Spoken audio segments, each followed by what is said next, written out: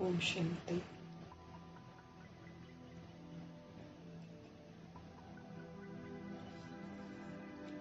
ईश्वरीय प्राप्तियों के आकर्षण में सदा रहने की समझ देने वाले परमपिता परमात्मा जी का तहे दिल से हम सब धन्यवाद करेंगे।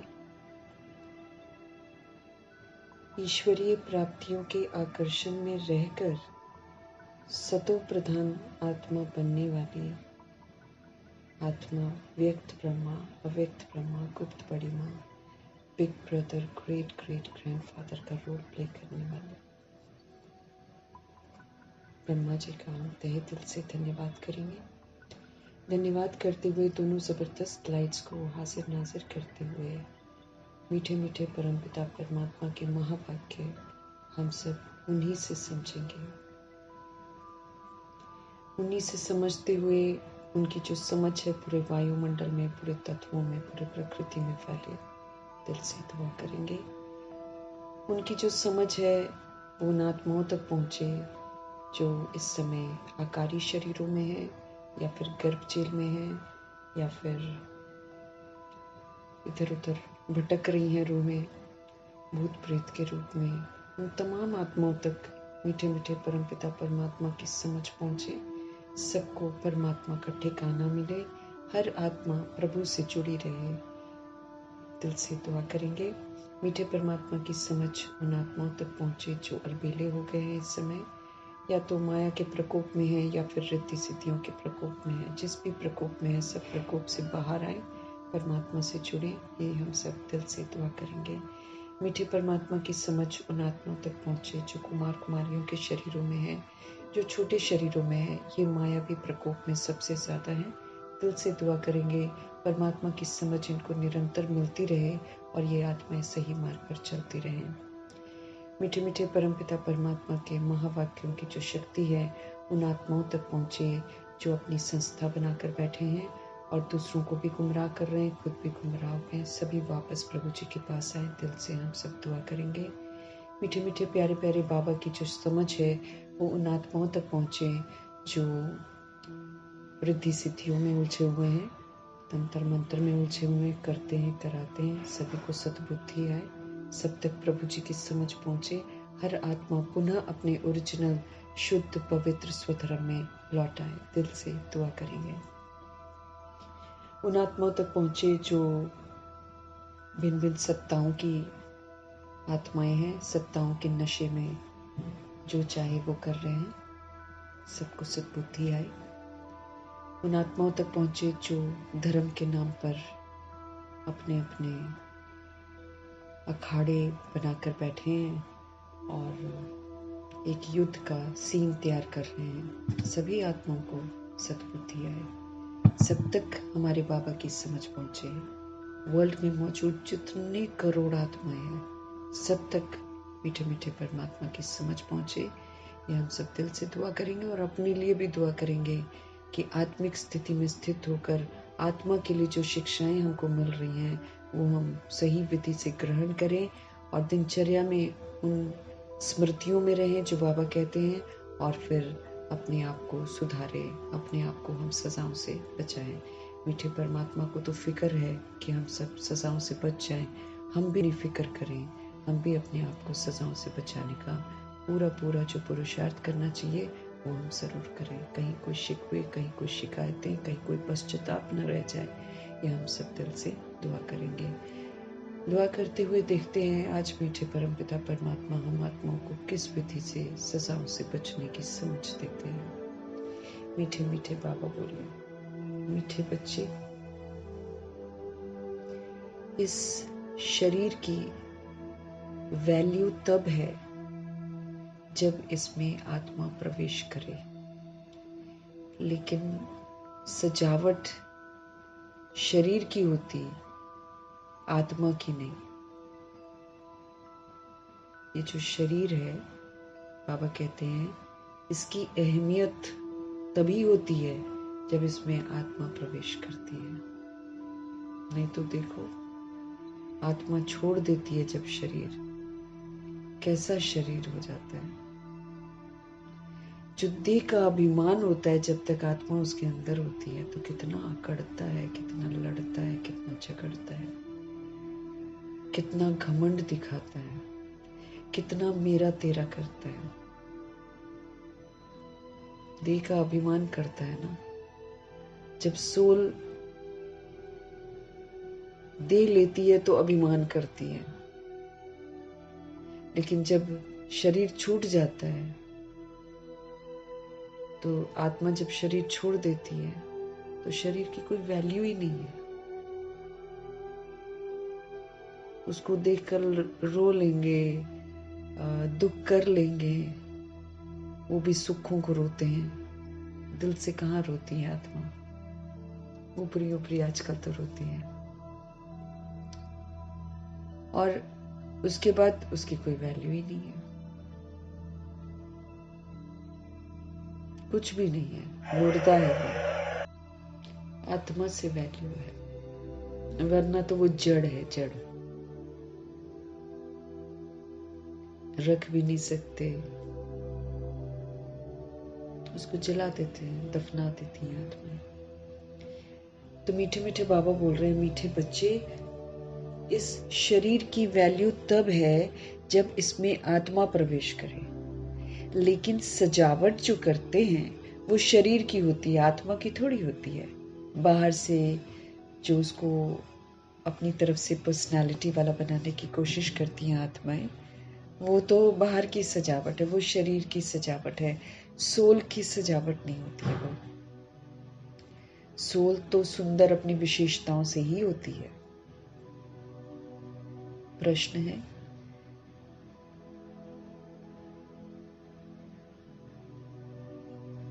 तुम बच्चों का फर्ज क्या है और तुम्हें कौन सी सेवा करनी है? उत्तर है, तुम्हारा फर्ज है अपने हमजिन्स को नर से नारायण, नारी से लक्ष्मी बनने की युक्ति बताना। हमारी रिस्पॉन्सिबिलिटी, हमारा फर्ज है अपने हमजिन्स को नर से नारायण, नारी से लक्ष्मी बनने की युक्ति बताना। तुम्हें अब भारत की सच्ची रूहानी सेवा करनी है। तुम्हें ज्ञान का तीसरा नेत्र मिला है तो तुम्हारी बुद्धि और चलन जो है ये बड़ी रिफाइन होनी चाहिए। किसी में मोह जरा भी ना हो। हमारा मोह से भी हम गंदे हो जाते, मना यानी दैहिक विकार जो हमारे में आ जाता है, कामनाएं हो हमारे मन में, जब हम दूसरों से एक्सपेक्टेशंस रखते हैं, फिर क्रोध का अंश हो, आवेश में आ जाते हैं, चिढ़ जाते हैं, लोभ हो कि मेरे पास ये आ जाए, मेरे पास वो आ जाए, मोह हो कि ये मेरा है, मेरा है, अहंकार आ जाए, ईर्ष्या आ जाए, द्वेष आ जाए, अलबेलापन आ जाए, सुस्ती आ जाए, आलस आ जाए, सब हमको बदसूरत बना देती है ये खामियां। हम अपनी स्टेज से नीचे उतर जाते हैं हम परम धाम निवासी हैं, हम प्रभाव मुक्त आत्माएं। और फिर जब हम इन चीजों की कमी कमजोरियों के हम शिकार हो जाते हैं तो बिल्कुल ही नीचे गिर जाते हैं। तो हम आत्माओं का फर्ज है अपने हमजिन्स को नर से नारायण, नारी से लक्ष्मी बनने की युक्ति बताना। अभी हम सब भारत की सच्ची रूहानी सेवा करते हैं।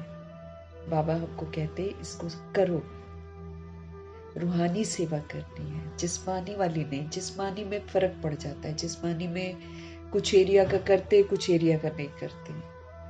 अब तो हमें सभी रूहों की सेवा करनी है।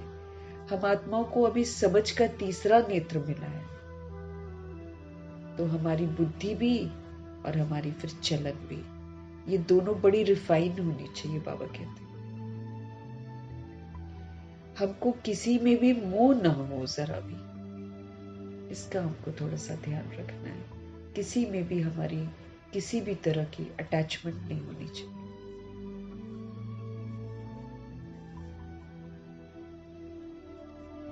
गीत है, नयनहीन को राह दिखाओ प्रभु, पग पग ठोकर खाओ मैं। भक्ति मार्ग का गीत है, ब्रह्मा जी को बहुत पसंद आया था। नयनहीन को राह दिखाओ प्रभु। देखो, जिन्होंने गीत बनाया भी होएगा, उनकी आंखें तो थी, लेकिन फिर भी गीत बनाया कि नयनहीन को राह दिखाओ प्रभु, पग पग ठोकर खाओ मैं। तो हम सब समझ से नयनहीन बन जाते हैं। आंखें तो हमारे पास होती हैं, लेकिन समझ जो है ना, उससे तो हम बिल्कुल बेसमझ हो जाते हैं। तो ये गाना हम लोग पर फिट होता है। नयनहीन को राह दिखाओ प्रभु, पग पग ठोकर खाओ। ओम शांति। डबल शांति। हमको शांति की बड़ी जरूरत है। जब तक हम शांत नहीं होंगे, जब तक हम आत्माओं का चित्त शांत नहीं होगा, तब तक हम शांति की दुनिया स्थापन कर नहीं सकते, और तब तक हम अशांत आत्माओं को सहयोग नहीं दे सकते। सारी दुनिया ही अशांत है इस समय, वायुमंडल ही अशांति का है, क्योंकि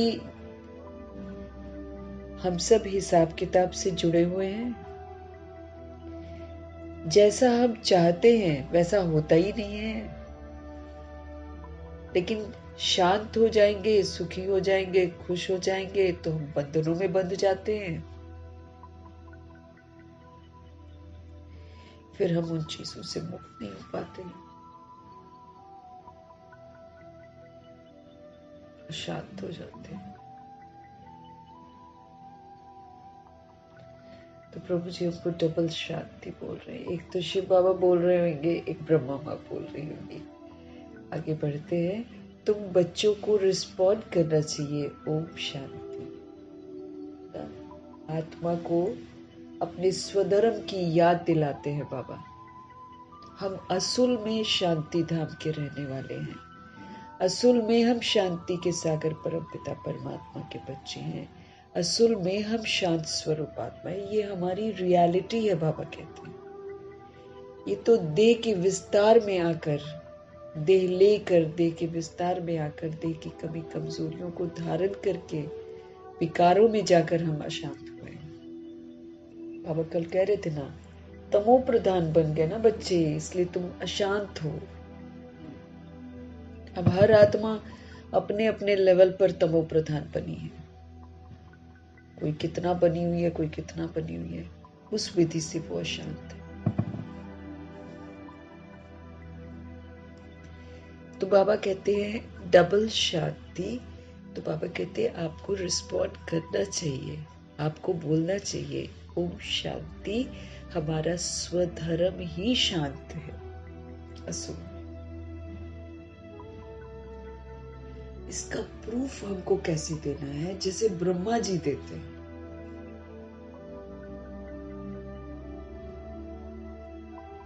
ब्रह्मा जी इतने आज्ञाकारी हैं बाबा के, इतने फरमान बरदार हैं, इतने ईमानदार और वफादार हैं कि प्रभु से सारे संबंध जोड़कर वो तो सचमुच शांत हो गए थे। शांति के पिलर ही बन गए थे वो तो।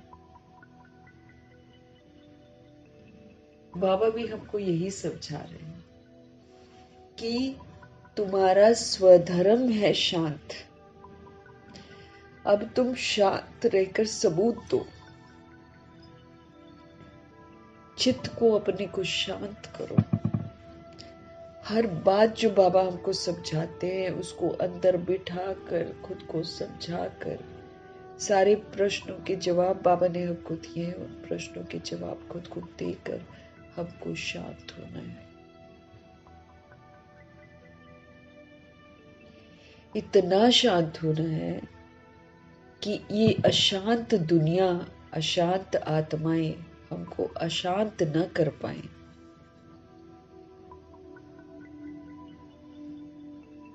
देखो उस दिन भी कितना सुंदर संपूर्ण पवित्रता में हमको बाबा ने समझाया है कि हमारी जो तस्वीर है तकदीर की, वो वाली तस्वीर में तो चलो फेस सुंदर बनाते हैं, उसकी वैल्यू तस्वीर की बढ़ जाती है। यहाँ तो हम आत्माओं की तकदीर की तस्वीर बाबा बनवा रहे हैं। तो ये सुंदर ही तब बनेगी जब मेरी स्मृतियां पावरफुल हो जाएंगी। कौन सी स्मृतियां? जो बाबा हमको दिलाते हैं, आत्मा का जो स्वमान हमको मिलता है। ये जो स्वमान है ना, ये हमको सुंदर बनाता है। मेरी तस्वीर को ये सुंदर बनाएगा। लेकिन कितना मैं इसको याद रखती हूँ, क्योंकि जितना मैं याद रखूंगी उतना मैं अच्छा पाठ बजाऊंगी, और जितना अच्छा पाठ बजाऊंगी उतना मेरी तकदीर की तस्वीर सुंदर बनेगी। बाबा ने समझाया ना, संपूर्ण पवित्रता मतलब पावरफुल स्मृति। अगर हम दिन भर में पावरफुल स्मृति में रहते हैं तो माना मैंने पवित्रता का पाठ बजाया। अगर हम फिर से विस्मृत हो जाते हैं, भूल जाते हैं, तो हम अपवित्र बन जाते हैं। फिर बैड पाठ हमने बजाया। विस्मृति का पाठ बजाएंगे तो हमने देख लिया ना, द्वापर युग से कलयुग तक हम जो विस्मृत हुए तो हमारी तकदीर की तस्वीर कितनी खोटी बन गई। उसमें दुख आ गया, अशांति आ गई। अब हमको बाबा कहते तुम पावरफुल स्मृति रखकर अपनी तकदीर की तस्वीर को सुंदर बनाओ, उससे बनेगी खूबसूरत तस्वीर। पावरफुल स्मृति, आत्मा भाई भाई की वृत्ति और रूहानियत की दृष्टि, इसको बाबा संपूर्ण पवित्रता कहते हैं। इससे बनती है हमारी तकदीर की तस्वीर। तो बाबा कहते हैं तुमको रिस्पॉन्ड करना चाहिए कि हमारा स्वधर्म है शांति। मेरा स्वधर्म ही शांति है। आत्मा का धर्म जो है वो शांति है। शांति धाम की रहने वाली है, शांति के सागर परमपिता परमात्मा की वो संतान है। स्वधर्म ही शांत है। अब ये स्मृति बाबा हमको दिलाते हैं। कितना मैं आत्मा इस स्मृति में रहती हूँ उतना मैं शांत रहूंगी सारा दिन। जितना मैं शांत रहूंगी उतना मेरी तस्वीर सुंदर बनेगी। शांत चित्त एकदम, अंदर अंदर क्वेश्चन करेक्शन नहीं, अंदर कोई भी शिकवा शिकायत नहीं, किसी से भी नहीं। चाहे कोई कैसा भी कर्म करता। ब्रह्मा जी ने कहाँ करी किसी से शिकवा शिकायत? जब उनको पता चला कि वो शांति उनका स्वधर्म है तो वो आत्मा तो शांति हो गई। दादा लेख रात से विस्मृत होकर वो तो शांति हो गई। हम जितना पवित्र रहेंगे उतना हम शांत रहेंगे। और पवित्रता है सदा स्मृतियों में रहना। अगर हम सदा स्मृति में रहते हैं तो हम पवित्र हैं। अगर हम सदा पवित्र स्मृति में नहीं रहते, फिर भूल जाते, फिर बॉडी बन जाते, हम बीच में अपवित्र बन जाते, फिर हमारी तस्वीर खराब हो जाती है। इसलिए उस दिन बाबा समझा रहे थे, पावरफुल स्मृति तुम्हारी तस्वीर को सुंदर बनाएगी। क्योंकि पावरफुल स्मृतियां बाबा दिलाते हैं।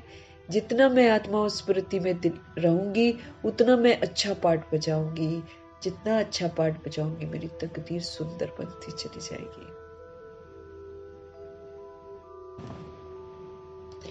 बाबा कह रहे हैं तुम अभी शांति के लिए थोड़ी कहीं जाएंगे। जाएंगे क्या हम कहीं शांति के लिए?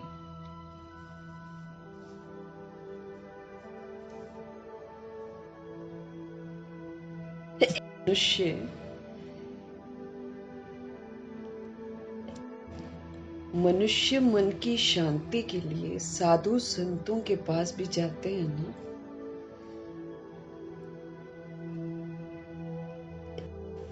दुनिया में आत्माएं जो है मन की शांति के लिए मन की शांति के लिए साधु संतों के पास जाते हैं। अब मन बुद्धि तो आत्मा के अंदर है, जो बाबा हमको बताते हैं। मन बुद्धि ये सोल के ऑर्गन्स हैं। जैसे ये शरीर के ऑर्गन्स है ना, वैसे मन बुद्धि चक्षु तीसरा नेत्र जो है। अब चक्षु जैसे ये नयन है ना, वैसे वाले नहीं। कहते हैं, हे प्रभु नयनहीन को राह दिखाओ। अब प्रभु व ईश्वर कहने से वो बाप का लव नहीं रहता है, क्योंकि वर्षा लेना है ना। बाबा कहते हैं, अब प्रभु व ईश्वर कहने से वो बाप का लव नहीं आता है लोगों को। लोग तो बोलते रहते हैं, सिर्फ बोलते, जानते नहीं है ना, तो वो प्यार नहीं रहता है, बाप वाला प्यार नहीं आता उनके अंदर। बाप से तो बच्चों को वर्षा मिलता है ना। यहां तो तुम बाप के सामने बैठे हो, पढ़ते भी हो। तुमको कौन पढ़ाते हैं? तुम ऐसे नहीं कहेंगे कि परमात्मा व प्रभु हमको पढ़ाते हैं। हम तो बोलेंगे हमारे पिताजी हमको पढ़ाते हैं, हमारे सुप्रीम टीचर हमको पढ़ाते हैं। कहेंगे तुम ऐसे नहीं कहेंगे कि परमात्मा प्रभु हमें पढ़ाते हैं, तुम कहेंगे शिव बाबा हमको पढ़ाते हैं। बाबा अक्षर तो बिल्कुल सिंपल है, लेकिन दुनिया में बहुत सारे बाबा हो गए ना, इसलिए शिव बाबा जरूर कहना, सिर्फ बाबा नहीं कहना। बाबा कहते बाबा अक्षर तो बिल्कुल सिंपल है भी बाप दादा। दादा भी बनते हैं बाबा, वो हमारे फादर भी हैं। और फिर जब ब्रह्मा जी को लिया जाता है तो वो भी प्रजापिता बनते हैं, फिर वो दादा भी हैं, तो माना वो हमारे बिग ब्रदर भी है। दादा बिग ब्रदर को भी कहते हैं। फिर तो ब्रह्मा जी तो ग्रेट ग्रेट ग्रैंडफादर भी हैं, क्योंकि वो धर्म पिताओं के भी पिता हैं। ऐसे चलता है ना सारा कुछ।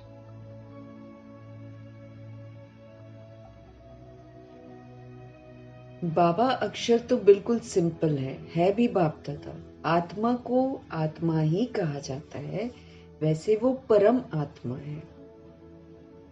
आत्मा को आत्मा ही कहते हैं, तो शिव बाबा को क्या कहते हैं? परम आत्मा। अब शिव तो उनके कर्तव्य का नाम है कि वो सदा ही कल्याणकारी है, वो कभी भी अकल्याण तो करते ही नहीं है।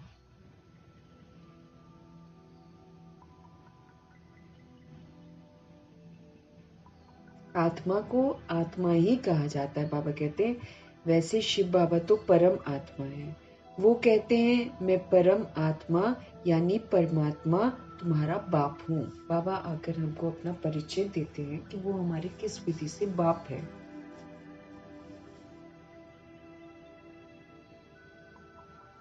फिर मुझ परम आत्मा का ड्रामा अनुसार नाम रखा हुआ है शिव। ड्रामा के अनुसार, क्योंकि कल्याण करते हैं ना नीचे आकर वो सभी का,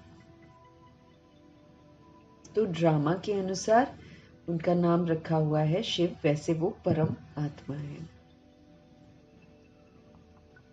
ड्रामा में सबका नाम चाहिए ना, बाबा कहते हैं, इसलिए उनका नाम भी है शिव। शिव का मंदिर भी है। भक्ति मार्ग वालों ने तो एक के बदले अनेक नाम रख दिया। 12 ज्योतिर्लिंगम के तो नाम रखे ही रखे हैं, लेकिन ये लोग क्या करते हैं? शिव शंकर, शिव और साथ में शंकर जी की फोटो दे देते हैं। 1000 नाम रखे हुए हैं शिव के। वो तो कंफ्यूज्ड है ना, शिव को शंकर के साथ मिक्स करते हैं। तो वही बाबा बोल रहे हैं कि भक्ति मार्ग में ढेर के ढेर मंदिर भी बनाते हैं और नाम भी शिव की जगह कई नाम रखते हैं। ये 12 ज्योतिर्लिंगम तो बाबा के कर्तव्यों के पीछे सारे नाम हैं।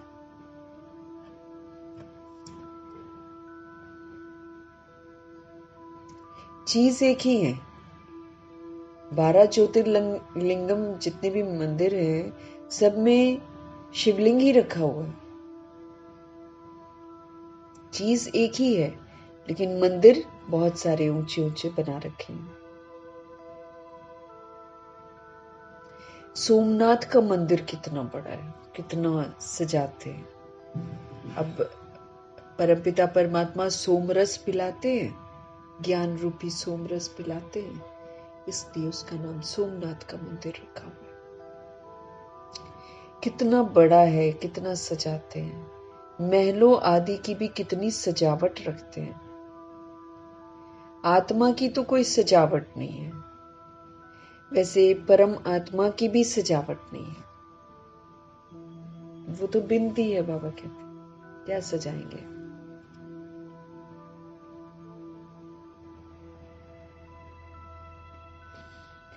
बाकी जो भी सजावट है वो शरीरों की है। बाप कहते हैं ना हमारी सजावट है ना आत्माओं की सजावट है। आत्मा तो है ही बिंदी। इतनी छोटी बिंदी तो कुछ पार्ट बजा न सके। इतनी छोटी सी बिंदी तो कुछ पार्ट बजा न सके। वो छोटी सी आत्मा शरीर में प्रवेश करती है तो शरीर की कितने प्रकार की सजावट होती है ना। छोटी सी सोल घुसेगी, सोल जो शरीर में प्रवेश करती है, फिर वो बच्चा होता है, कितने प्रकार की सजावट करते हैं। मनुष्यों के तो कितने नाम हैं। किंग क्वीन की सजावट कैसे होती है, आत्मा तो सिंपल बिंदी है। अभी तुम बच्चों ने ये भी समझा है, आत्मा ही ज्ञान धारण करती है। बाप कहते हैं मेरे में भी ज्ञान है ना, मेरे में भी समझ है। शरीर में थोड़ी ज्ञान होता है। मुझ आत्मा में ज्ञान है, मुझे ये शरीर लेना पड़ता है। शरीर में अगर ज्ञान होता, शरीर के दिल की, शरीर के दिमाग की अगर वैल्यू होती तो वो काम करता ना। आत्मा के छोड़ने के बाद भी कहाँ कुछ कर पाता। वो तो सोल की पावर से काम करता है। सोल अपनी पावर पहुंचाती है सब जगह तो शरीर चलता है। भ्रिकुटी में विराजमान होकर वो अपनी पावर सब जगह भेजती है, और जब छोड़ती है तो फिर पावर वापस लेती है।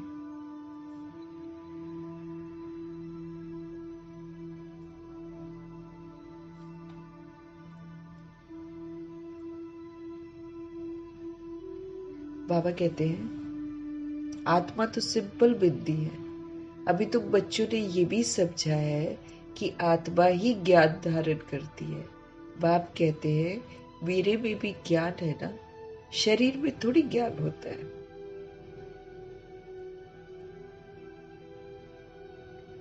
जब ब्रह्मा जी को यूज करते हैं शिव बाबा, तब ज्ञान देते हैं।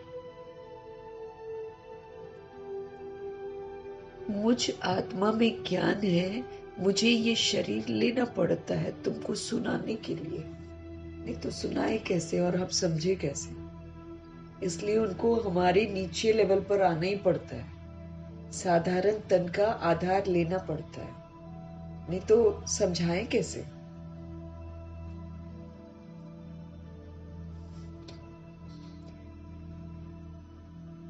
और वो भी फिर बाबा अपने लिए नहीं लेते शरीर,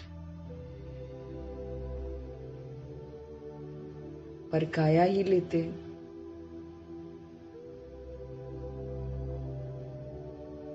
शरीर बिगर तो तुम सुन ही ना सको, बाबा कहते हैं। अगर हमको शरीर ना हो तो हम सुन ही ना सके ना। अब ये गीत बनाया है नयनहीन को राह दिखाओ प्रभु। क्या शरीर को राह बतानी है क्या? ये वाली आंखें तो, जो ये गीत बनाता है उसकी तो 2 आंखें होती हैं, उसको रास्ता तो दिखाई देता है। फिर भी वो कहती है नयनहीन को राह दिखाओ प्रभु। किसको राह दिखानी है? आत्मा को। तीसरा समझ का नेत्र नहीं है।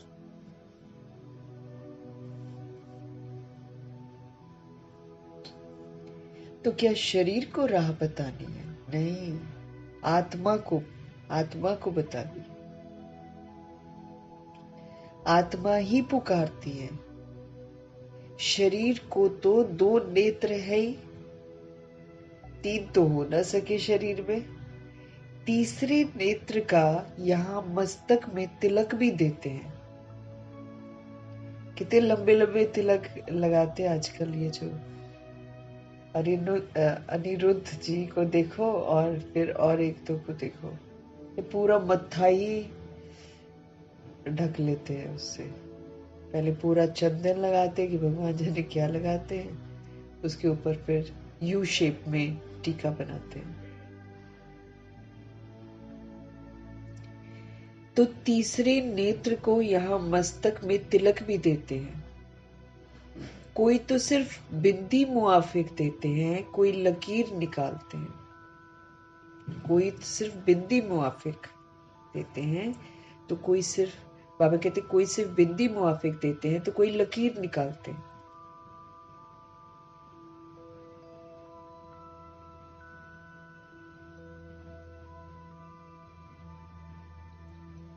बाबा कहते हैं बिंदी तो है आत्मा ना,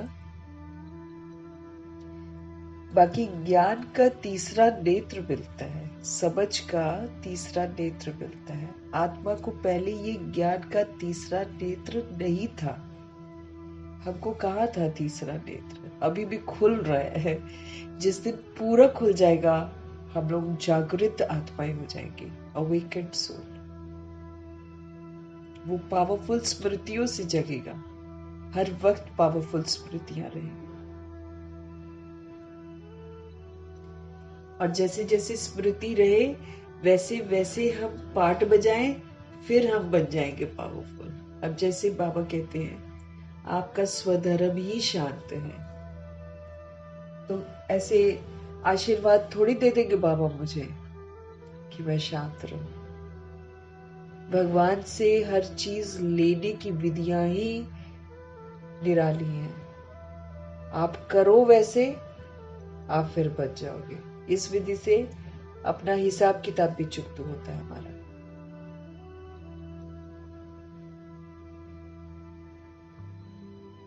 है ना? अगर चारों तरफ से अशांत कोई करता है, हम शांत रहते तो मेरा हिसाब किताब भी चुकता होता है, क्योंकि अपवित्र बनकर हमने अशांति फैलाई है।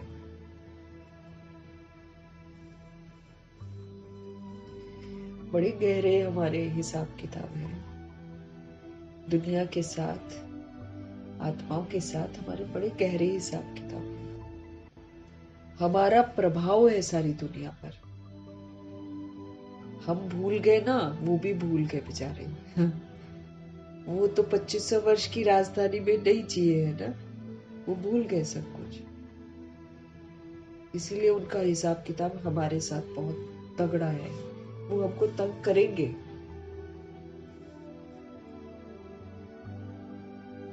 इसीलिए बाबा बोलते हैं हर हाल में शांत। तीसरा समझ का नेत्र दिया है कि क्यों करते हैं लोग ऐसे।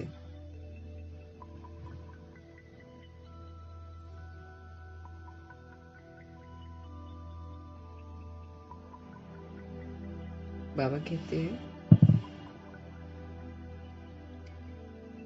मस्तक में तिलक देते हैं तीसरे नेत्र की जगह, है ना?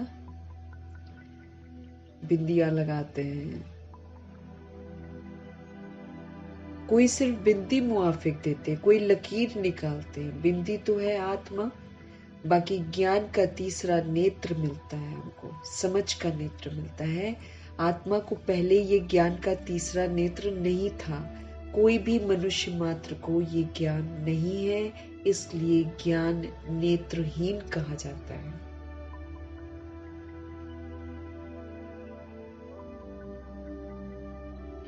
समझ का नेत्र नहीं है ना, इसलिए ज्ञान नेत्रहीन कहा जाता है।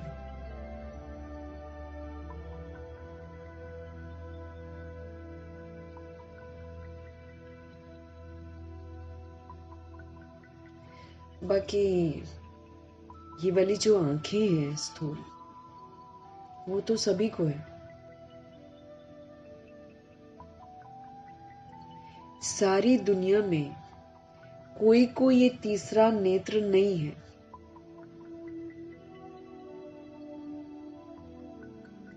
तुम हो सर्वोत्तम ब्राह्मण कुल के, तुम हो सर्वोत्तम ब्राह्मण कुल के।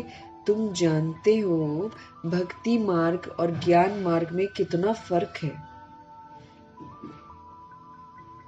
हम सब सर्वोत्तम ब्राह्मण कुल के अभी बने हैं और हम जानते हैं कि भक्ति मार्ग और ज्ञान मार्ग, इन दोनों में कितना फर्क है।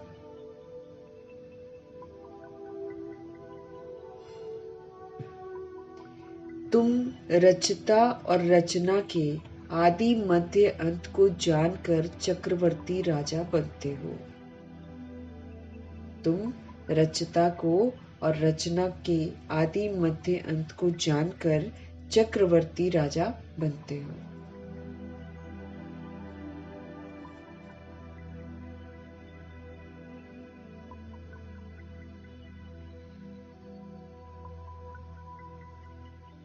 जैसे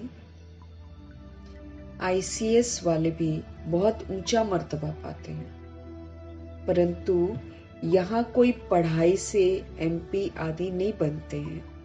यहाँ तो चुनाव होते हैं, वोट्स पर एमपी आदि बनते हैं, है ना। बाबा हमको बता रहे हैं कि तुम रचता और रचना के आदि मध्य अंत को जानकर फिर चक्रवर्ती राजा बनते हो। फिर से वो अनादि आदि विशेषताओं को धारण करते हो। द्वापर युग से जो तुमने विस्मृतियां की हैं वो सारी तुम छोड़ते हो, तब तुम बनते हो चक्रवर्ती राजा। कायदे से बनते, ऐसे मुफ्त में नहीं बन जाते। जैसे आईसीएस वाले भी बहुत ऊंचा मर्तबा पाते हैं, परंतु यहाँ कोई पढ़ाई से एमपी आदि नहीं बनते हैं। यहाँ तो अनपढ़ गवार भी बन जाते हैं एमपी। डाकू होगा, ज्यादा हिंसात्मक होगा, वो बन जाता है यहाँ पे।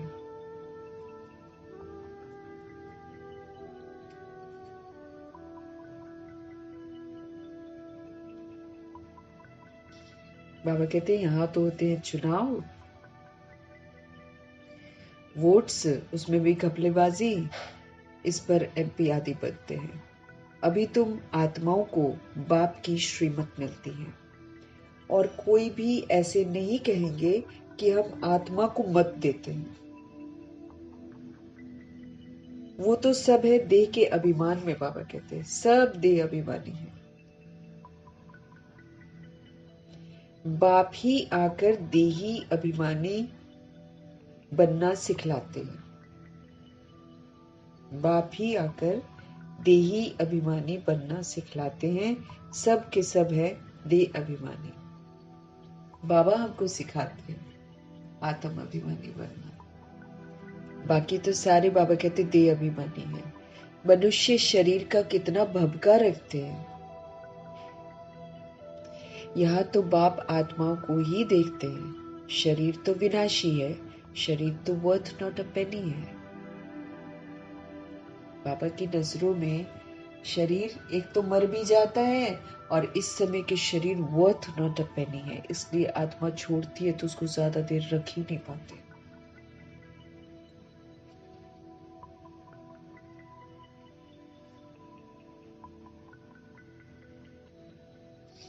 बाबा कहते हैं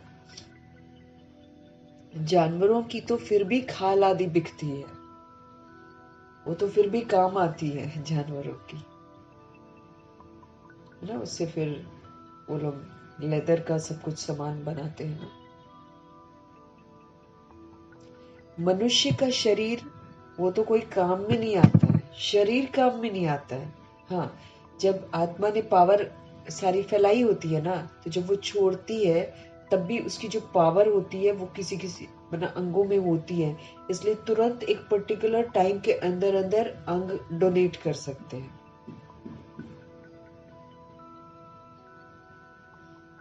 वो कर सकते हैं। आजकल तो इस तरह का ऑर्गन का तो बहुत धंधा भी चल रहा है। बाकी शरीर रखने चुका थोड़ी होता है, ऑर्गन्स डोनेट कर देते हैं वो लोग बस। इसलिए बाबा बोलते देह की तो कोई वैल्यू ही नहीं है मनुष्य की। चलो जानवरों की खाल तो फिर भी काम में आ जाती है, वो फिर भी बिकती है खाल उसकी। मनुष्य का शरीर तो कोई काम में नहीं आता है, उसको तो जलाना ही पड़ता है। अब बाप आकर वर्थ पाउंड हमको बनाते हैं। हम लोग वर्थ नॉट अ पेनी थे, बन जाते हैं। अब बाबा हमको वर्थ पाउंड बनाते हैं, लायक बनाते हैं। फिर सुंदर देखो देवताओं वाले शरीर मिलते हैं। तुम बच्चे जानते हो कि अभी हम 100 देवता बन रहे हैं, तो ये नशा हमको सदा चढ़ना चाहिए कि हम 100 देवता बन रहे हैं। परंतु ये जो देवता बनने का नशा है, ये भी बाबा बोलते हैं नंबरवार पुरुषार्थ अनुसार ही रहता है, सबको रहता नहीं है। कितना पुरुषार्थ करते ना उसी के अनुसार रहता है। लेकिन बाबा कहते हैं ये नशा चढ़ा रहना चाहिए, तब तो बनेंगे ना, तब तो वैसे पार्ट बजाएंगे। लेकिन बाबा कहते हैं नंबरवार पुरुषार्थ अनुसार ही रहता है।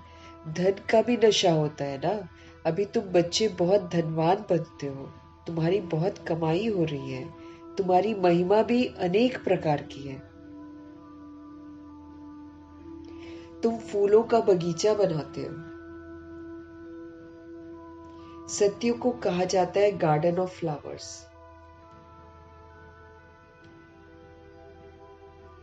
सारी सोल्स वहां पर अच्छी होती है ना, सब, किसी में कुछ भी हिंसा नहीं होती है, तो इसीलिए वो गार्डन ऑफ फ्लावर है। वहां पर, यहाँ पर हम फूल बनेंगे, उसका सबूत देंगे, बहुत काल तक देंगे, तब उसमें जाने का हक मिलेगा, नहीं तो हक भी नहीं मिलेगा गार्डन ऑफ फ्लावर में जाने का। इसकी सैपलिंग बाबा अभी लगाते हैं। हमको अडॉप्ट करते हैं शूद्र जीवन से, ब्राह्मण बनाते हैं, तो क्या होता है, सैपलिंग लगती है ना। ये भी किसी को पता नहीं है बाबा कहते हैं, ये भी किसको पता नहीं है। तुमको बाप समझाते हैं, बुलाते भी हैं, हे भगवान आओ। उनको माली नहीं कहेंगे, माली तो तुम बच्चे हो जो सेंटर्स संभालते हो। बाबा कहते हैं सैपलिंग, इसका सैपलिंग कब लगता है ये भी किसी को पता नहीं है। तुमको बाप समझाते हैं, बुलाते भी हैं, हे भगवान आओ। उनको माली नहीं कहेंगे, बाबा को माली नहीं कहेंगे। माली तो तुम बच्चे हो जो सेंटर संभालते हो। अब माली बहुत तरह के होते हैं, बागवान एक ही होता है। सुंदर फूल बनाने वाला बागवान एक ही है।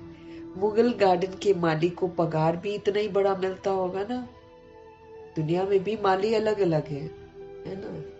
तो जो मुगल गार्डन का है, कितने सुंदर सुंदर फूल वहां पर होते हैं, तो वहां का माली बाबा कहते डेफिनेटली बहुत सैलरी उसको मिलती होगी, दूर दूर से लोग देखने आते हैं।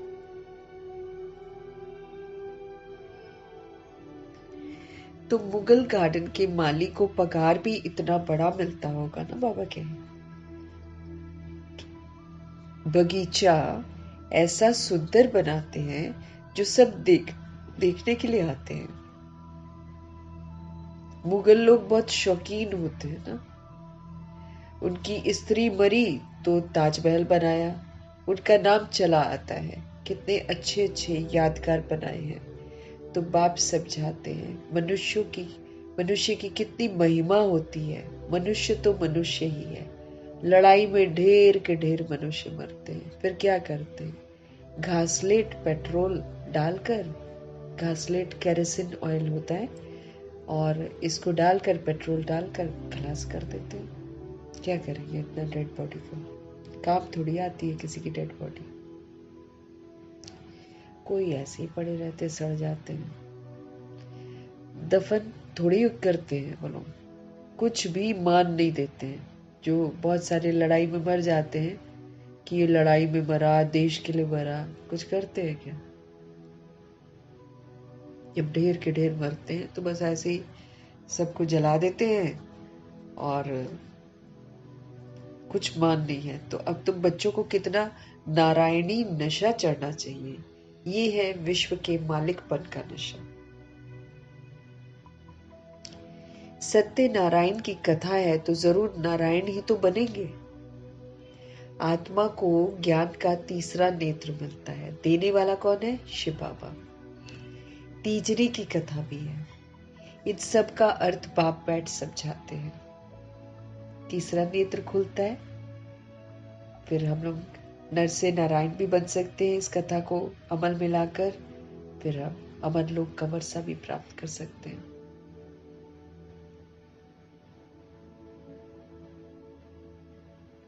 तो तीजरी की कथा का अर्थ जो है ना, वो बाप बैठ समझाते हैं। कथा सुनाने वाले कुछ भी नहीं जानते, अमर कथा भी सुनाते हैं। अब अमरनाथ पर कहाँ दूर दूर जाते हैं, बाप तो यहाँ आकर सुनाते हैं, ऊपर तो सुनाते नहीं है। वहां थोड़ी पार्वती को बैठ अमर कथा सुनाई है, वहां थोड़ी पार्वती को बैठकर अमर कथा सुनाई है। ये कथाएं आदि जो बनाई है, ये भी ड्रामा में नूत है।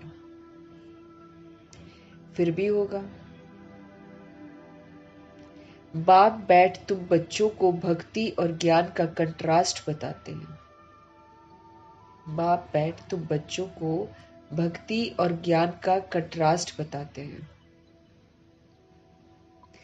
अभी तुमको ज्ञान का तीसरा नेत्र मिला है, समझ का नेत्र मिला है। कहते हैं ना, हे प्रभु अंधों को राह बताओ। भक्ति मार्ग में पुकारते हैं। बाप आकर तीसरा नेत्र देते हैं, जिसका कोई को पता नहीं है सिवाय तुम्हारे।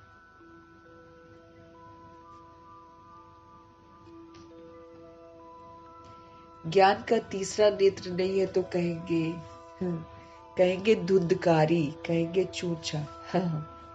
नया सिद्धि वर्ड होएगा जरूर। बाबा कह रहे हैं ज्ञान का तीसरा नेत्र अगर हमको नहीं है ना, अगर हम समझ के नेत्र से नहीं चलते, तो फिर बाबा धुंधकारी कहते हैं। आंखें भी कोई की कैसी होती है ना। कोई की बहुत शोभावान आंखें होती हैं, फिर उस पर इनाम भी मिलता है ना, ब्यूटीफुल आईज। आजकल देखते ना, मिस वर्ल्ड और मिस इंडिया और पता नहीं क्या क्या। फिर कईयों की आंखें सुंदर होती है तो बाबा कहते हैं इनाम भी मिलता है। फिर नाम रखते मिस इंडिया, मिस फलानी। तो बच्चों को अब बाप क्या से क्या बनाते हैं। यहाँ वहाँ तो नेचुरल ब्यूटी रहती है, सभी सुंदर होते हैं और नेचुरल रहता है। कोई जबरदस्ती बनाने का जरूरत नहीं पड़ता। यहाँ तो जबरदस्ती बनाते बनाते बेचारे लोग कोई कोई तो बिल्कुल ही अपना बदसूरत बच जाते हैं। भगवान कहते हैं वहां तो नेचुरल ब्यूटी रहती है। श्री कृष्ण की इतनी महिमा क्यों है? क्योंकि सबसे जास्ती ब्यूटीफुल वही है। बना जरूर काला देते हैं, लेकिन महिमा देखो कितनी करते हैं, कितना पसंद करते हैं उनको। और उनका छोटा सिर्फ उन्हीं को झुलाते हैं, और किसी के छोटेपन को नहीं झुलाते, क्योंकि यही सबसे पहला सतो प्रधान प्रिंस है। तो उसका भक्ति मार्ग में यादगार ऐसा बनता है कि छोटा सा कृष्ण बनाते हैं आर्टिफिशियल सा, उसको भी झूले में बिठाकर झुलाते हैं जन्माष्टमी वाले दिन। इन्हीं की जन्माष्टमी बनाते हैं और किसी की नहीं बनाते हैं। राम की नहीं बनाते और किसी के बच्चे की मतलब इतनी महिमा नहीं होती जितनी कृष्ण की होती है।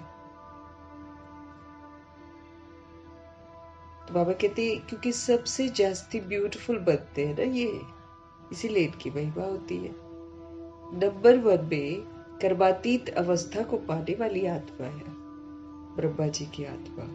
नंबर 1 कर्मातीत। भाई देखो, पुराना जितना हिसाब किताब है उन्होंने अपने आप को जिम्मेवार समझा है कि हाँ, मेरे विस्मृत होने से पूरा वर्ल्ड विस्मृत हो गया। इसलिए उन्होंने सबसे गालियां खाई, सभी से बातें सुनी, खूब सुनी।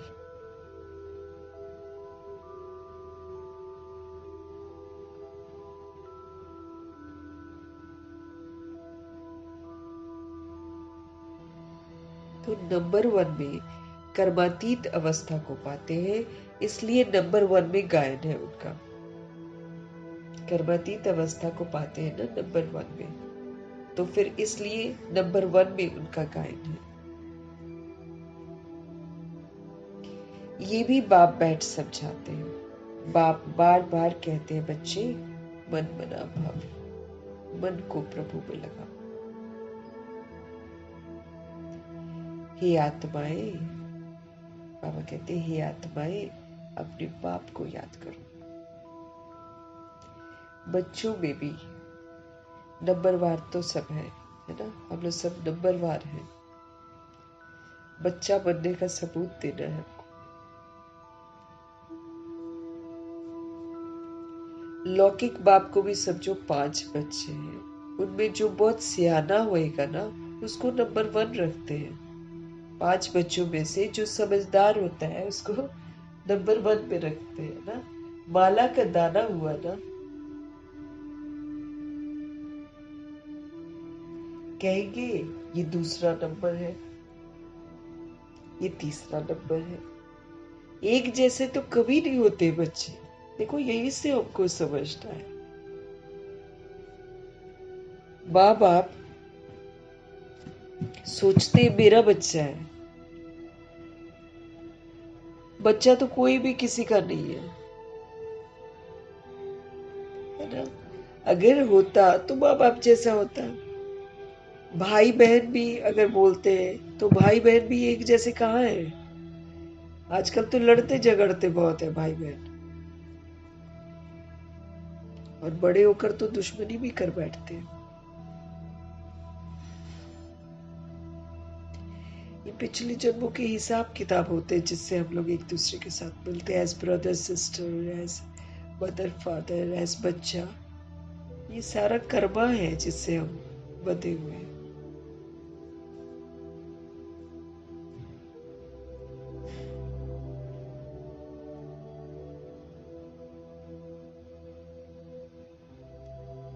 है ना।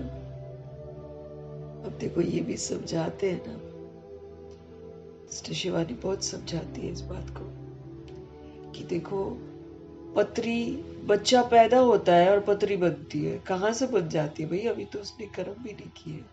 पत्री कहाँ से बन गई उसकी पूरी की पूरी? ये ग्रहचारी है, वो ग्रहचारी है, ऐसा है, ये वो है, करते हैं ना, सारा कुछ लिखा होता है।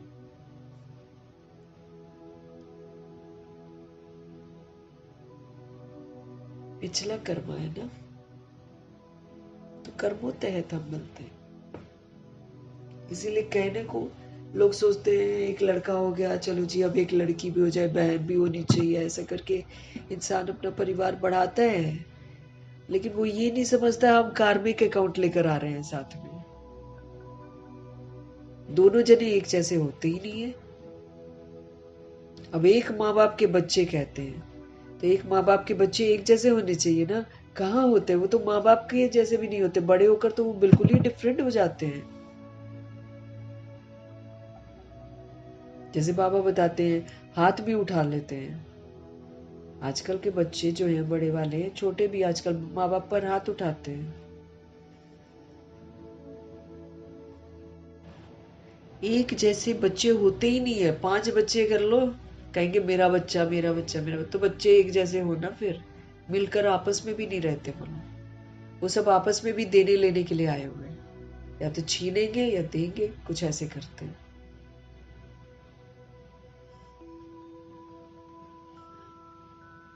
कितने पेरेंट्स बोलते हैं कि बेटा मारता है।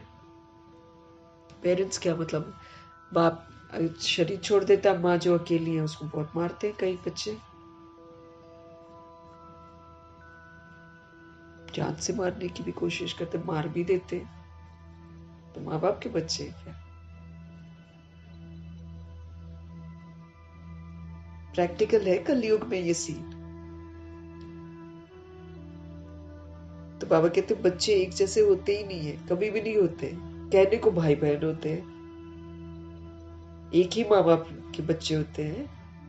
कोई भी होता है एक, वो तो शुरू में दबा दबा कर छोटों को अपने अनुसार चलाते हैं। असली रंग तो वो टीनेज लेवल पर दिखाते हैं। छिप कर क्या करेंगे क्या नहीं करते, सब डिफरेंट होते हैं। माँ बाप कुछ और सोचते, बच्चे कुछ और होते हैं।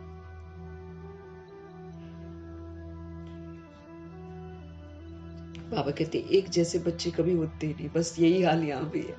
हम सब बाबा के बच्चे बनते हैं ना, एक जैसे नहीं होते हैं हम लोग। हालांकि हम तो मुख वंशावली, वो तो कुख वंशावली है।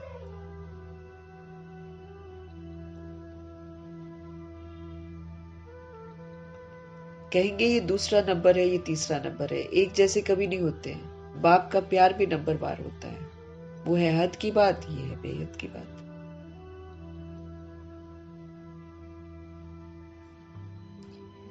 जिन बच्चों को ज्ञान का तीसरा नेत्र मिला है, उनकी बुद्धि और चलन आदि बड़ी रिफाइंड होती है। अगर हमको तीसरा समझ का नेत्र मिल गया है ना, तो फिर हमारी बुद्धि धीरे धीरे और हमारी चलन जो है ना, बड़ी रिफाइंड होती जाएगी। जिन बच्चों को ज्ञान का तीसरा नेत्र मिला है, उनकी बुद्धि और चलन बड़ी रिफाइन होती है।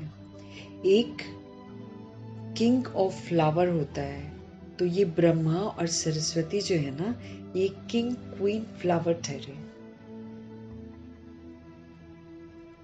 ज्ञान और याद दोनों में ये लोग तीखे।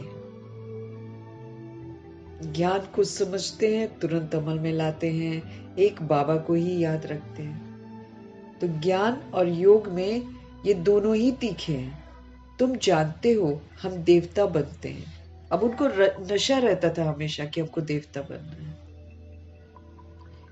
मम्मा तो बस प्रभु की ही हो गई थी, वो पूरी की पूरी दीवानी ही थी वो तो बाबा की एकदम। इतनी दीवानगी की, सोने समय भी बाबा की याद, उठते बैठते बाबा की याद, जो बाबा ने कहा जी बाबा, जो बाबा ने कहा जी बाबा। तो बाबा उनको कितनी शक्तियां देते थे। तो तुम जानते हो हम देवता बनते हैं, मुख्य 8 रतन बनते हैं। पहले पहले है फूल, है ना, कितना सुंदर माला भी देखो कैसे गजब की बनी हुई है। पहले फूल, फिर उसके बाद मेरुदाने 2, उसके बाद 1 2 3 4 108। एकदम फूल के समीप होते हैं वो दोनों का यादगार जो है मम्मा बाबा का। तो मुख्य 8 रतन बनते हैं। पहले पहले है फूल, फिर युगल दाना ब्रह्मा सरस्वती। माला सिमरते हैं ना, तो वास्तव में तुम्हारा पूजन नहीं है, सिमरन है। तुम्हारे ऊपर फूल नहीं चढ़ सकते। पुरुषार्थ करते तो फूल थोड़ी चढ़ेंगे।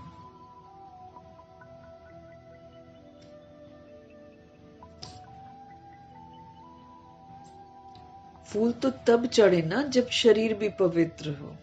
यहाँ कोई का भी शरीर पवित्र नहीं है। सब तो विष से पैदा होते हैं, विकारों से पैदा होते हैं। अब हमको पता चला है ना कि हम सब विकार से पैदा होते हैं, इसलिए विकारी कहा जाता है। इन लक्ष्मी नारायण को कहते ही है संपूर्ण निर्विकारी। इन लक्ष्मी नारायण को कहते ही हैं संपूर्ण निर्विकारी। बच्चे तो पैदा होते होंगे ना, ऐसे तो नहीं कोई ट्यूब से बच्चा पैदा हो जाए। ये भी सब समझने की बातें हैं। वहां पर योग बल से बच्चे आते हैं। सोल में भी पावर होती है। जो सत्युग में सोल आएगी वो भी पावरफुल होएगी ना। तो योग के बल से ब्रह्मा जी और सरस्वती लक्ष्मी नारायण बनकर इनवाइट करते तो वो सोल ऊपर से नीचे आ जाती है। विकार में कोई नहीं चाहता, ना कोई एक दूसरे के शरीरों को देखकर आकर्षित होता, सभी तो सुंदर होते हैं। दैहिक दृष्टि नहीं होती किसी की। तो बच्चों को यहाँ 7 रोज भट्टी में बिठाया जाता है। भट्टी में ईंटें कोई तो पूरी पक जाती हैं, कोई कच्ची भी रह जाती है। कच्ची जो रह जाती है छोड़ देते हैं। भट्टी में रहना फिर बाहर नहीं, है ना, बाहर बुद्धि योग नहीं। वो पहले एक ही जगह पर वहीं पर रखते थे 7 दिन, बाहर से बिल्कुल डिस्कनेक्ट कर देते थे। कोई मोबाइल वगैरह का लफड़ा भी नहीं था उससे, वैसे भी अलाउड नहीं था 7 दिन की भट्टी में। घर में चिट्ठी लिखना, घर में बातें करना नॉट अलाउड, 7 दिन नहीं। भट्टी का मिसाल देते हैं। अब ईंट की भट्टी का थोड़ी शास्त्रों में वर्णन हो सकता है। फिर उसमें बिल्ली की भी बात है। गुल बकावली की कहानी में भी बिल्ली का नाम दिखाया है।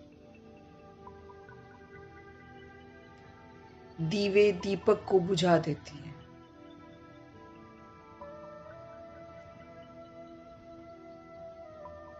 बिल्ली है ना। गुल बकावली की कहानी देखोगी मैं, हाँ, गुल बकावली की कहानी में भी बिल्ली का नाम से दिखाया है। दीवे को मतलब दीपक को बुझा देती है। तुम्हारा भी ये हाल होता है।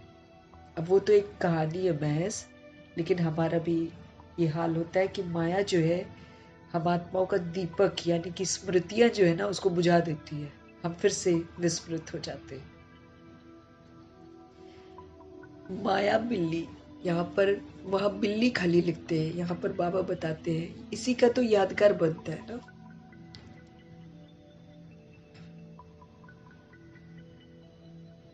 तुम्हारा भी ये हाल होता है।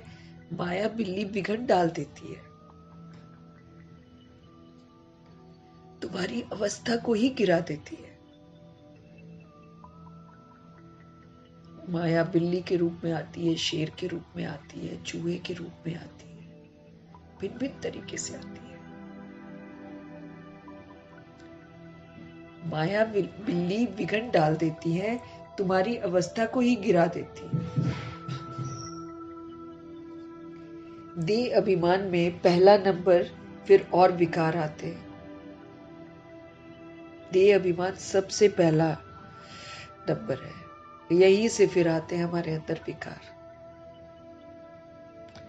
मोह भी बहुत होता है। बच्ची कहे मैं भारत को स्वर्ग बनाने की रूहानी सेवा करूंगी, मोहवश माँ बाप कहते हम अलाउ नहीं करेंगे। अटैचमेंट हो जाती है ना, सोचते ही मेरा है, अधिकार जमाते यही फिर दुखदाई बन जाता है। क्योंकि सोल जो है ना वो कभी भी किसी को अपने ऊपर हावी नहीं होने देती। कोई भी सोल बंद कर रहना नहीं चाहती है। बच्चों को बांध लेते हैं छोटे समय में, लेकिन एक समय में वो बाहर निकलना चाहते हैं, हमेशा बंधे थोड़े रहना चाहते हैं। तो मोहवश अगर सोल जो है, बच्ची कहती है भारत को स्वर्ग बनाने की रूहानी सेवा करूंगी, मोहवश माँ बाप कहते हैं हम अलाउ नहीं करेंगे। ये भी कितना मोह है। तुम्हें मोह की बिल्ली या बिल्ला नहीं बनना है। हाँ, अगर मोह होता है ना तो हम बिल्ली बिल्ला है, तो मोह की बिल्ली मोह का बिल्ला हमको नहीं बनना। तुम्हारी एम ऑब्जेक्ट ही ये है। बाप आकर मनुष्य से देवता, नर से नारायण बनाते हैं। शिव बाबा आकर हमको मनुष्य से देवता, नर से नारायण बनाते हैं। तुम्हारा भी फर्ज है अपने हम जिन्स की सेवा करना, भारत की सेवा करना। तुम जानते हो हम क्या थे, क्या बन गए हैं। अब फिर पुरुषार्थ करो राजाओं का राजा बनने के लिए। अब फिर पुरुषार्थ करो। तुम जानते हो हम अपना राज्य स्थापन करते हैं। स्थापन करेंगे तभी तो हम जाएंगे ना। अपना राज्य हमको खुद स्थापन करना है। कोई तकलीफ की बात नहीं है, बाबा कहते हैं। विनाश के लिए भी ड्रामा में युक्ति रची हुई है, आगे भी मूसलों से लड़ाई लगी थी। जब तुम्हारी पूरी तैयारी हो जाएगी ना, सब फूल बच जाएंगे, विनाश हो जाएगा। 108 के लिए बाबा वेट करते हैं बस।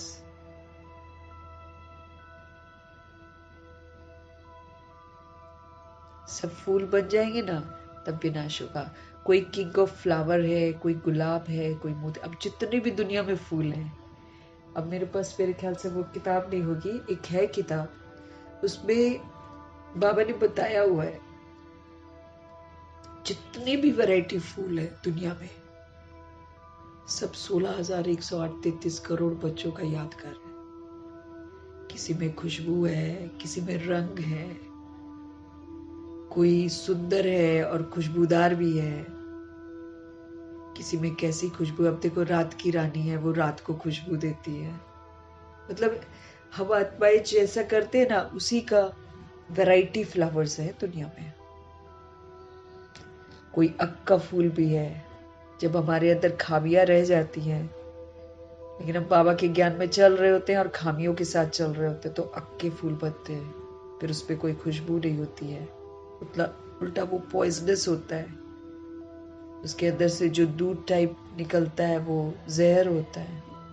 काम आता है वो, मेरे को याद नहीं आ रहा है किस चीज में उसको लगाते हैं तो वो बीमारी ठीक हो जाती है, याद नहीं आ रहा है, किसी चीज में लगाते हैं, लेकिन अहमियत है उसकी, क्योंकि भगवान का बच्चा बना है ना, तो उसका जो यादगार बनता है, अहमियत है, लेकिन बदसूरत है, देखने में सुंदर नहीं है। शिव पर चढ़ता है ना, चढ़ता है और उसमें खुशबू नहीं है और उसमें जहर भी है, लेकिन वो जहर किन्हीं प्रॉब्लम को ठीक करता है,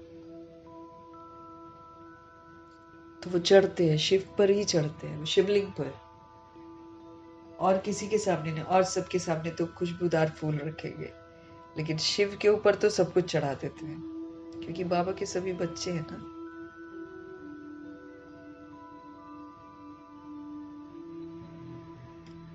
तो फिर से हम आत्मा को याद दिला रहे हैं बाबा कि तुम जानते हो हम अपना राज्य स्थापन करते हैं, कोई तकलीफ की यहाँ बात नहीं है। विनाश के लिए भी ड्रामा में युक्ति रची हुई है, आगे भी मूसलों से लड़ाई लगी थी। जब तुम्हारी पूरी तैयारी हो जाएगी, सब फूल बन जाएंगे, तब जाकर विनाश होगा। कोई किंग ऑफ फ्लावर है, कोई गुलाब है, कोई मोतिया है, हर एक अपने को अच्छी रीति समझ सकते हैं कि अब कौन सा फूल है। समझ सकते हैं कि हम अक हैं या फूल हैं। बहुत है जिनको ज्ञान की कुछ धारणा ही नहीं होती है।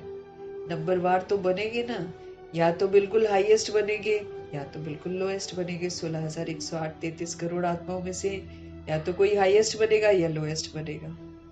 सब तो खुशबूदार फूल नहीं बनते हैं, कुछ अक भी बनते, बाबा कहते हैं, जिनको धारणा नहीं होती। हमको समझ मिलती है, लेकिन अगर हम समझ को धारण नहीं करते हैं तो फिर अक का फूल कहलाते हैं। नंबरवार तो बनेंगे ना, या तो बिल्कुल हाईएस्ट बनेंगे या तो बिल्कुल लोएस्ट बनेंगे।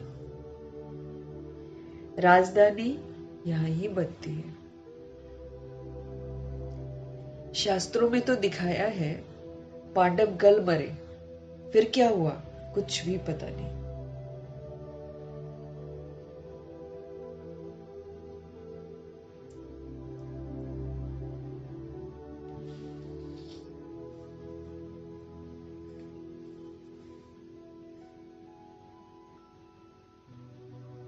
राजधानी यहाँ ही बनती है। शास्त्रों में तो दिखाया है ना, पांडव गल मरे, फिर क्या हुआ कुछ भी पता नहीं। कथाएं तो बहुत बनाई हैं, ऐसी कोई बात ही नहीं है। अभी तुम बच्चे कितने स्वच्छ बुद्धि बनते हो। हम सभी बुद्धि से, अभी बाबा के कहे अनुसार चलने से हम सब स्वच्छ बनते हैं।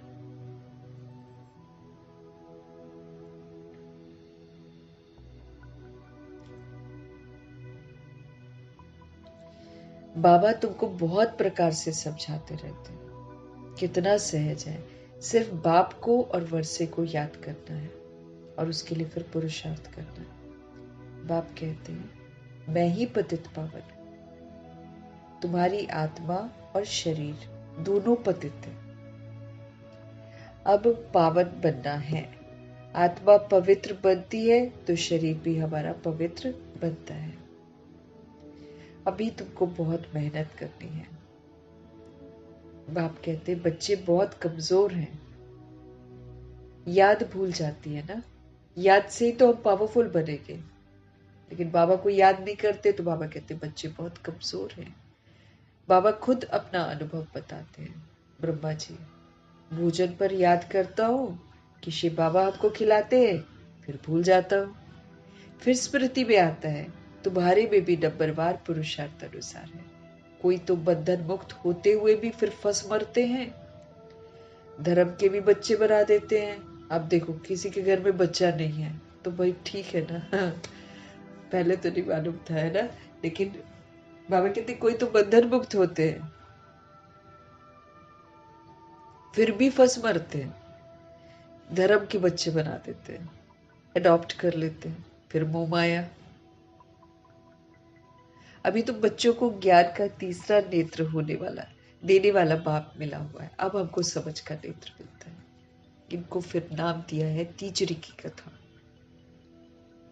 तीसरा समझ का नेत्र देते हैं, इसलिए इसको तीजरी की कथा कहते हैं। लेकिन वो लोग पता नहीं क्या क्या कहानी बनाते हैं।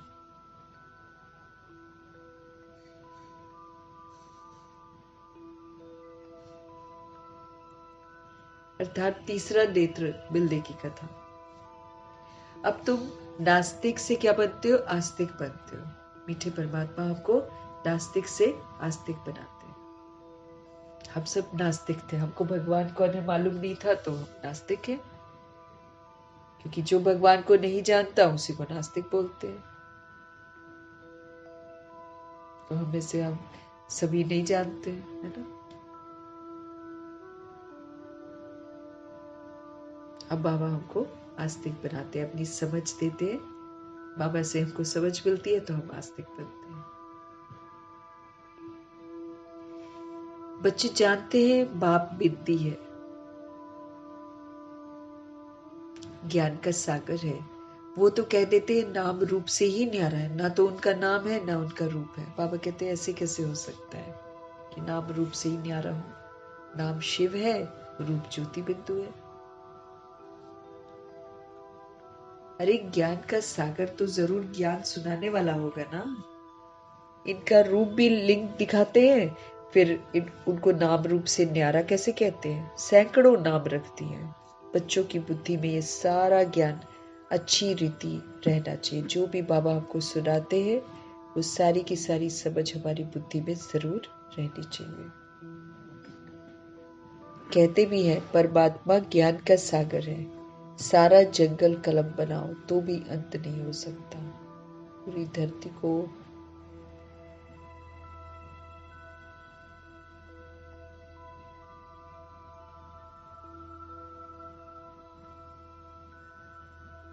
तो सैकड़ों नाम रखती हैं। बच्चों की बुद्धि में सारा ज्ञान अच्छी रीति रहना चाहिए।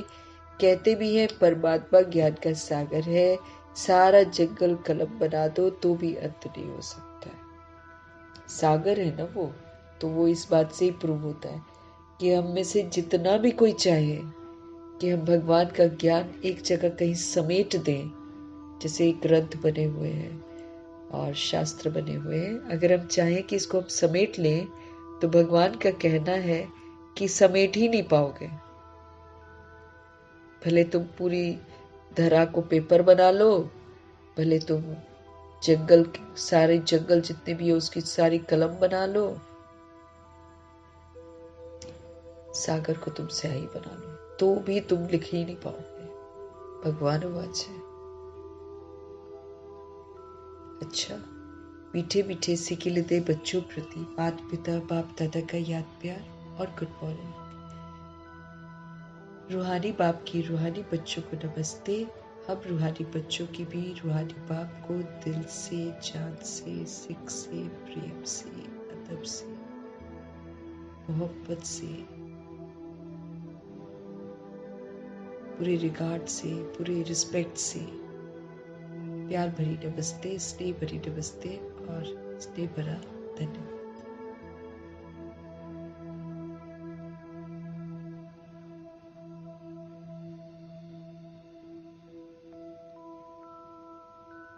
धन्यवाद करते हुए धारणा के लिए मुख्य सार है, अभी हम बाप के द्वारा वर्थ पाउंड बने हैं। अहमियत बढ़ गई है। हम सो देवता बनने वाले हैं। इस नारायणी नशे में रहना है, तभी पुरुषार्थ अच्छा चलेगा। इधर से बुद्धि योग हटाना है ना, नहीं तो इधर बुद्धि योग रहता है तो उधर नारायणी नशा चढ़ता नहीं है। फंसे हुए रहते फिर हम पुरानी दुनिया में। बंधन मुक्त बनकर हमको सेवा करनी है। बंधनों में अब हमको फंसना नहीं है। बंधन मुक्त बनकर हमको सेवा करनी है। जबरदस्ती बंधनों में फंसना नहीं है। शादी कर ली, बच्चे कर लिए, बच्चे नहीं हुए तो अडॉप्ट कर लिए, तो अपने फिर गले में ढोल डालते ही हैं, फिर बजाना पड़ेगा।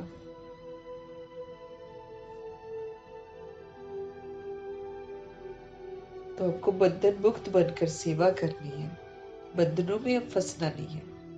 समझ मिल रही है एकदम स्पष्ट, और वो भी भगवान से मिल रही है। तो फिर बाबा का कहना मानना है। ज्ञान योग में तीखे बनकर माता पिता समान किंग ऑफ फ्लावर बनना है और अपने हमजिन्स की भी सेवा करनी है। ज्ञान योग में तीखा जाना है, माता पिता जैसे हैं वैसा बनना है, किंग ऑफ फ्लावर बनना है।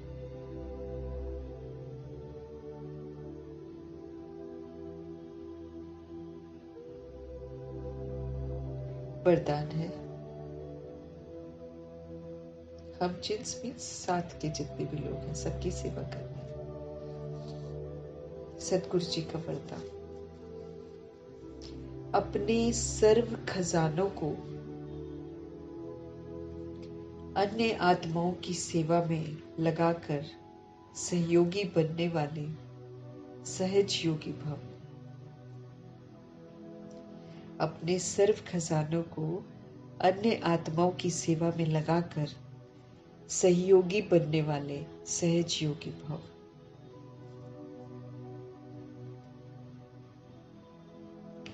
सहज योग, आराम से हमारा योग लगा रहे हैं। सहज योग, सहज योग बनने का साधन है सदा अपने को संकल्प के द्वारा, वाणी के द्वारा और हर कार्य के द्वारा विश्व की सर्व आत्माओं के प्रति सेवाधारी समझ सेवा में ही सब कुछ लगाना है।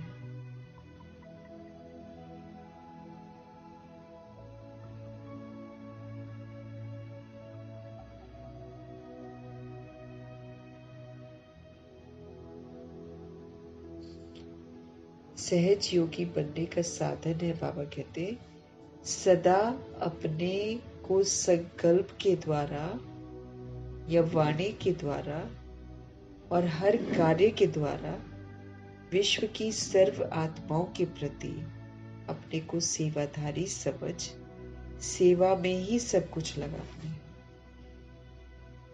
थॉट से, अपने वर्ड से, अपने कर्मा से विश्व की सारी सोल्स के प्रति सेवाधारी खुद को समझकर सेवा में ही सब कुछ दिखाना, सेवा में ही सब कुछ लगाना है। जो भी ब्राह्मण जीवन में शक्तियों का, गुणों का, ज्ञान का व श्रेष्ठ कमाई के समय का खजाना बाप द्वारा प्राप्त हुआ है, वो सेवा में लगाओ। बाबा से हमको ज्ञान मिलता है, हमको गुण मिलते हैं, हमको शक्तियां मिलती हैं, श्रेष्ठ कमाई का समय मिलता है। ये सारे जितने भी खजाने हैं वो हमको बाप द्वारा प्राप्त हुए हैं,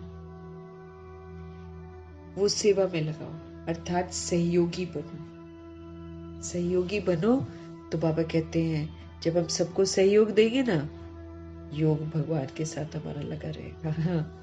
जब हम एक भी नेगेटिव सोचते हैं, योग टूट जाता है। तो बाबा से अगर हमको कनेक्ट रहना है तो बाबा के डायरेक्शंस पर चलना है। जो भी बाबा से हमको मिलता है वो हमको सेवाओं में लगाना है, सहयोगी बनना है सबके।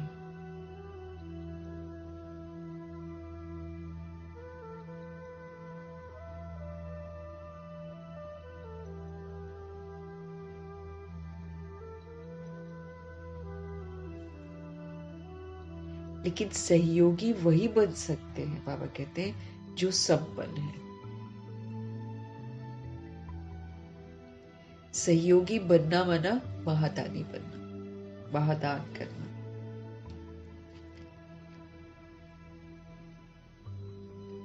सहज योग, इजी योग, नेचुरल योग बनने का साधन है सदा अपने को संकल्प के द्वारा, वाणी के द्वारा, हर कार्य के द्वारा विश्व की सारी आत्माओं के प्रति सेवाधारी समझकर सेवा में ही सब कुछ लगाना है आपको। हम सभी के सेवाधारी हैं। जो भी बाबा से मिलता है सब सेवा में लगा देना है, संकल्प के द्वारा, वाणी के द्वारा, कार्य के द्वारा।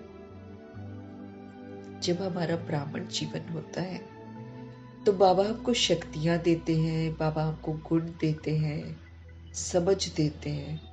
अब ये सारी चीजों से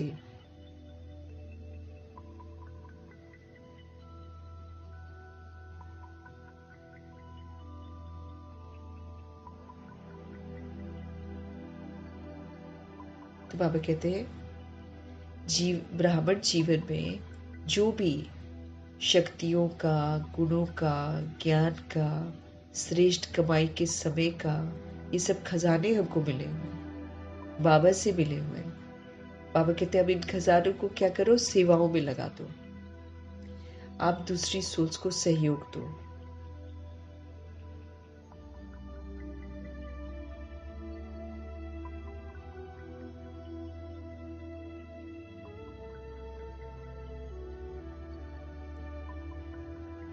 तो खजाना बाप द्वारा प्राप्त हुआ है, वो सेवा में लगाओ, अर्थात सहयोगी बनो, तो हम सहज योगी बन ही जाएंगे।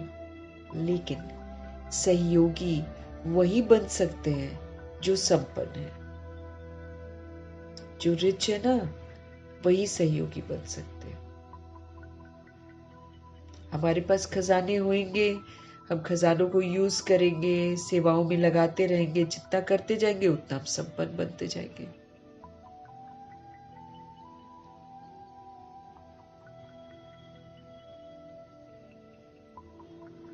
तो खजानों को सेवाओं में लगाओ, अर्थात सहयोगी बनो, तो सहज योगी बन जाएंगे। मीन्स परमात्मा से योग लगा रहेगा। बाबा यही चाहते, तुम सबका भला चाहो और मेरे से कनेक्ट हो जाओ। जहां एक के बारे में हम कुछ उल्टा सोचते हैं तो फिर हम मददगार नहीं बन पाते हैं। तो बाबा इसीलिए बोल रहे हैं, सहयोग भी इस ऊंचे कार्य में वही दे सकते हैं जो संपन्न हो। सहयोगी बनना मतलब महादानी बनना, महादानी का टाइटल मिलेगा।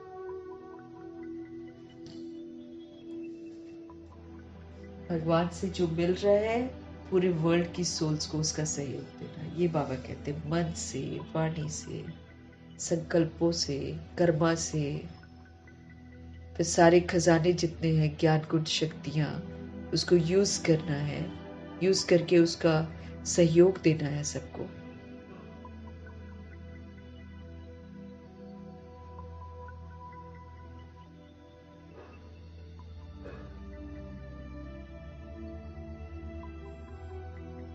तो सहयोगी बनना मतलब महादानी बनना। स्लोगन, बेहद के वैरागी बनो। कुछ भी मेरा नहीं है, सब कुछ खत्म होने वाला, रियलाइजेशन। बेहद का वैराग क्या है? रियलाइजेशन। दुखों के कारण को जीते जी छोड़ देना, है ना। बेहद के वैरागी बनो तो आकर्षण के सारे संस्कार खत्म।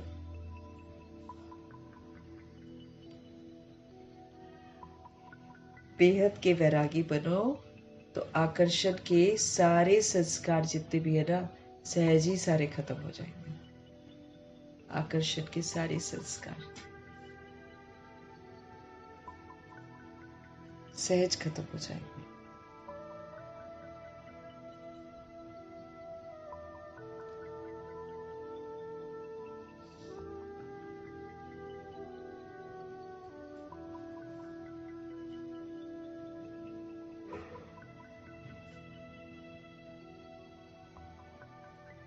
है ना, बेहद का वैराग।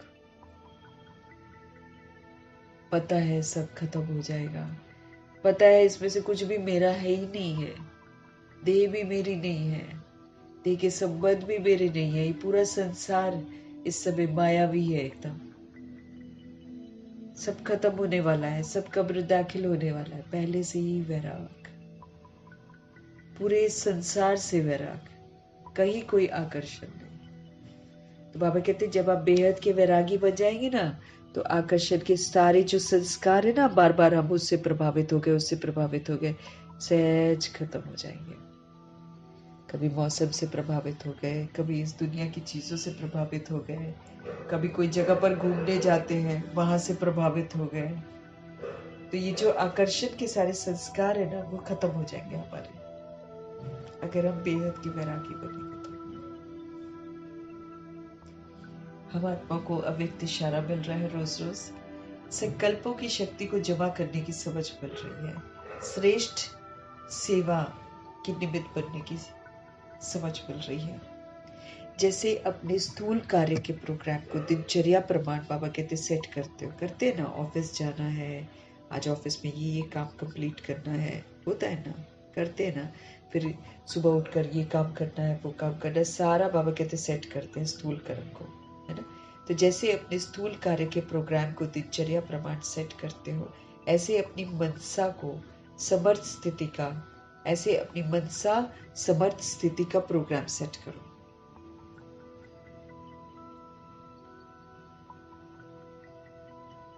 ऐसे अपनी मनसा समर्थ स्थिति का प्रोग्राम सेट करो,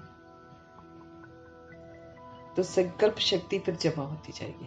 क्योंकि जब हम सेट करेंगे ना, तो समर्थ संकल्प करेंगे। जैसे कहते हैं ना, हर घंटे बाद, सुबह संकल्प किए 10-15, है ना, फिर हर घंटे बाद उसको रिवाइज करो, तो मनसा कैसी हो जाएगी, हमारी समर्थ हो जाएगी। तो अपनी मनसा समर्थ स्थिति का, कि कैसे इसको पावरफुल बनाना है, उसका प्रोग्राम भी बाबा कहते सेट कर कर रखो, तो संकल्प शक्ति फिर हमारी जमा होगी। जब हम स्ट्रॉन्ग संकल्प करेंगे ना, तो वो जमा होंगे। अपने मन को समर्थ संकल्पों में बिजी रखेंगे, तो मन को अपसेट होने का समय ही नहीं मिलेगा। मन अपसेट हो जाता है, दिनचर्या में कितना कुछ हो जाता है, उसमें मन अपसेट हो जाता है। लेकिन जब हम अपने मन को समर्थ संकल्पों में बिजी रखेंगे, ओनली पावरफुल संकल्प जो बाबा याद दिलाते हैं हमको, जब हम समर्थ संकल्पों में बिजी रखेंगे मन को, तो कभी भी हम अपसेट नहीं होंगे।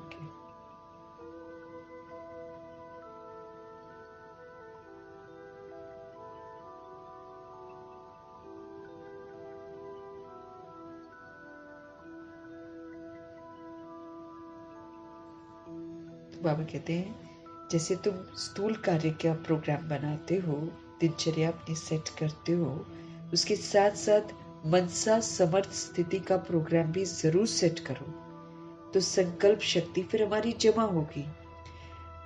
अपने मन को समर्थ संकल्पों में बिजी रखेंगे, तो मन को अपसेट होने का समय ही नहीं मिलेगा, हमारा मन अपसेट नहीं होगा। मन सदा सेट अर्थात एकाग्र है, तो स्वतः ही अच्छे वाइब्रेशंस फिर फैलते हैं और सेवा होती है। मन सदा अगर हमारा सेट है अर्थात एकाग्र है, तो स्वतः ही अच्छे वाले जो वाइब्रेशंस है वो फैलते हैं, सेवा होती रहती है। पावरफुल थॉट्स क्रिएट करना है। मन सदा हमारा सेट रहे, बाबा में एकाग्र रहे, तो नेचुरल रूप में अच्छे वाइब्रेशंस जो है बाबा कहते वो फैलते हैं और सेवा होती रहती है। तो स्थूल कार्य का प्रोग्राम सेट किया दिनचर्या में, मनसा समर्थ स्थिति का प्रोग्राम भी सेट किया। इसका विशेष ध्यान आपको रखना है, क्योंकि साथ साथ बाबा जैसे कहते हैं ना, बाहर तुम धंधा करते हो, लेकिन ये धंधा साथ में जरूर करते रहो, तो कभी पश्चाताप नहीं होगा। नहीं तो बाद में पश्चाताप होता है ना सारी सोल्स को, फिर नहीं होगा। जब हम जो भी बाबा कहते हैं वो अब करते जा रहे हैं,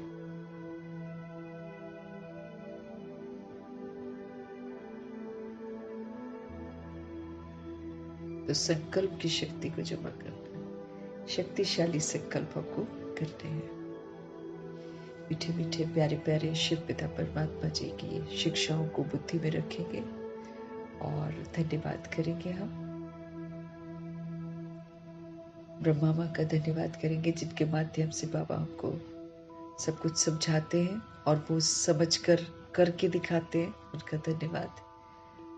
मातेश्वरी जी का धन्यवाद, हज जी का पाठ पक्का करने वाली आत्मा का ड्यू रिकॉर्ड रखेंगे, धन्यवाद करेंगे। अष्ट रत्नों का धन्यवाद, नवग्रहों का धन्यवाद, एडवांस पार्टी की सारी सोल्स का धन्यवाद।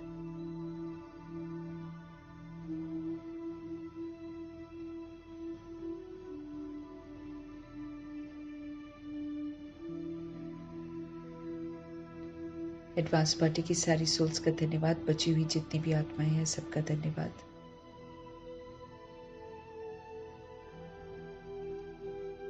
पांच तत्वों का धन्यवाद, धरती आकाश जल वायु अग्नि धन्यवाद। ड्रामा का धन्यवाद, प्रकृति का धन्यवाद, माया का धन्यवाद, यमदूत का धन्यवाद, करोड़ों की आबादी का धन्यवाद।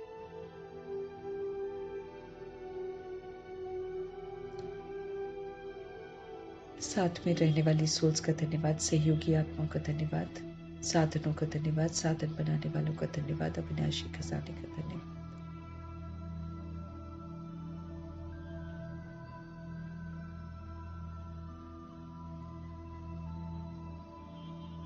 अविनाशी खजानों का धन्यवाद, समय का धन्यवाद।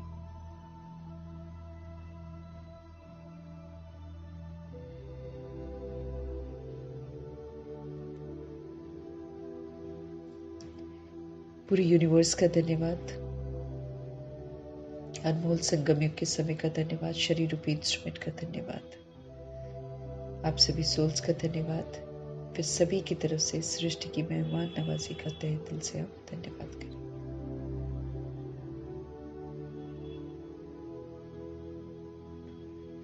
धन्यवाद करते हुए, सभी की तरफ से धन्यवाद करते हुए, ओम शांति।